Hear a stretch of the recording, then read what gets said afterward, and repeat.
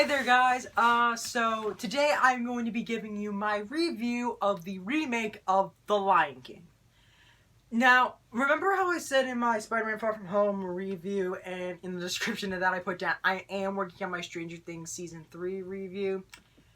Sadly, I am ashamed to admit, but I do not have the time to work on that because I'm so busy with everything else. Because there is one film review that I am really looking forward to, just not the review itself, but the film that I'm looking forward to as well, which I think will make up for it. But in short, I think Stranger Things Season 3 is really good. Definitely my favorite season. It might not be the best. I think objectively the first one still will always be the best. But overall, I don't think the fact that Stranger Things has yet made a bad season or a bad episode. One that came close was The Lost Sister, but I thought that was okay. It was a bit average. But now that I got my thoughts on Stranger Things out the way, let's move on to Lion King, shall we? Now, absolutely love The Lion King. Grew up on that classic film. Love the songs, love the characters, love the animation style and the epic scope of it all. When I rewatched it the other day to prepare myself for this movie, I completely forgotten about how good it actually really was because it had been so long since I had seen it, and absolutely love this film. It's one of Disney's best for a reason. So with this new Lion King, a lot of people are wondering whether or not it's any good. Once again, very much like in the Aladdin review, very much like Aladdin, it's one of those eye in the beholder kind of situations in which, depending on your preference, it could either be really solid and good, and it could be a complete piece of crap depending on the person. Now, I don't want to be a complete bitter person. I'm not gonna. Because we have way too many people who on here on YouTube who are bitter and cynical. I'm just here to give my thoughts. And, yeah, so I'm gonna give my thoughts on Lion King. It's not bad. It's not bad. I'm gonna go into the reasons, the positives and the negatives soon, but overall, I don't think it's bad. I think it's okay. If it is definitely able to capture the faithfulness to the original to a fault, but I will get to that in a minute. So what's the premise of the film? Do I really need to go over it? It's The Lion King. Everybody has seen it. I've seen it. So yeah, we really don't need to go much over The Lion King, but for the two people who haven't seen it, I'll give you the rundown. Simba is the son of Mufasa, the king of the Pride Lands, and Simba really wishes to become the king of the Pride Lands. However, his nefarious Uncle Scar has other ulterior motives to dethrone Mufasa and Simba and become the true king of the Pride Lands. And after a tragic event involving some wildebeest, Simba has self-imposed exile and along the way meets Timon and Pumbaa, and as the years go on, he realizes the fact that he must take his place in the circle of life once more. So, what are the positives of this film? The visuals. This is a technically groundbreaking film. This is taking the stuff that Jon Favreau worked on in The Jungle Book and pretty much pushed them to the nth degree, because with Jungle Book, Mowgli was still a real person. You could touch him. He actually exists in real life. So it could be classified as live action. With Lion King, there is no live action people at all. It's completely done as a photorealistic computer-generated remake. It is something completely new. It's not an animated remake. It's not a live action remake. It is something completely different. And the way they're able to just capture the scope of everything is amazing. Even though I never got a chance to see it in IMAX, if you have the chance to see it in IMAX, do so, because I bet it looks even better than it did in the theater that I saw it in. Not only that, but the vocal performances are actually not all that bad. Donald Glover does a pretty good job as Simba. Billy Eichner and Seth Rogen as Timon and Pumbaa were great. They stole the show. And particularly because it's a bit weird seeing Seth Rogen, you know, a guy who's mainly known for R-rated pot-smoking comedies, be a part of something like The Lion King. It's really weird. And I also really enjoyed the little conversation that Timon and Pumbaa had with Simba about how the circle of life is essentially meaningless and how life is sort of meaningless as well. That's really dark and cynical for something like Lion King. That's something that they would probably do in like an episode of Rick and Morty than The Lion King. Also, really cool the fact that they were somehow able to get Beyoncé for this, which was insane. And it is really, really cool to hear James Earl Jones once again reprise his role as Mufasa. It is awesome. I also think the fact that all the other voice actors, like John Oliver, Keegan-Michael Key, and the actor who played Scar, I cannot say his name. I'm sorry that if I say it, I will butcher it, but I think they all do a good job. The music, of course, it's good. I mean, it's Lion King. I mean, how can you not like the music to Lion King?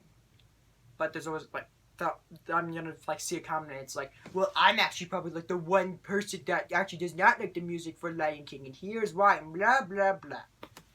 Whatever. There's probably that one guy. But anyway. What were the problems that I have with this film? There's two major problems that I have with this film. Two major ones. One is, it very much kind of suffered the problem that the Aladdin remake had and a lot of these other Disney remakes, and the fact that it seems like the plot is almost entirely derivative of the original. In fact, it almost seems like the fact that there's almost nothing new added to this other than the fact that it's a new technology, it's a completely different way of telling the story. Other than that, it's just like the exact same film. Beat for beat the original. But yet somehow it's 30 minutes longer. Don't ask me how that even happened. It just the way it is. But anyways, yeah, that's the biggest problem that I have with it, is the fact that it felt too repetitive of the original. And the second biggest problem that I have with it is the animals themselves. Not saying they're badly designed. They look like actual animals that you could go out and touch. Here's the problem. It's able to capture it so well, the fact that they're adding these human voices and emotions to these animals who can't really be able to express how an animal can in traditional animation or even regular CG animation. They really can't be able to capture that very well if they're trying to go for a photorealistic style, because a good example of this is when in the original Hakuna Matata sequence in the original Lion King, in which you see young Simba grow up and you see them like they're walking down and you see Simba, you know, bobbing his head back and forth, and you see the fact that they're moving with personality. In this, it just looks like they're just moving like regular animals, and there really isn't much personality to it. Or take the scene in which Scar is leading Simba into the caverns with the wildebeest. It just looks like a tiny little lion above a bigger lion, whereas in the animated version, you see like this frightened expression and sort of in surprise look on Simba's face as Scar like walks away deviously like the evil lion that he is. So it's really hard to be able to take a lot of this stuff that was so emotional in the original Lion King, like the death of Mufasa. Also, spoilers, but like I said before, it's the Lion King. You probably have already seen it, considering the fact that it's almost the exact same movie, but I digress.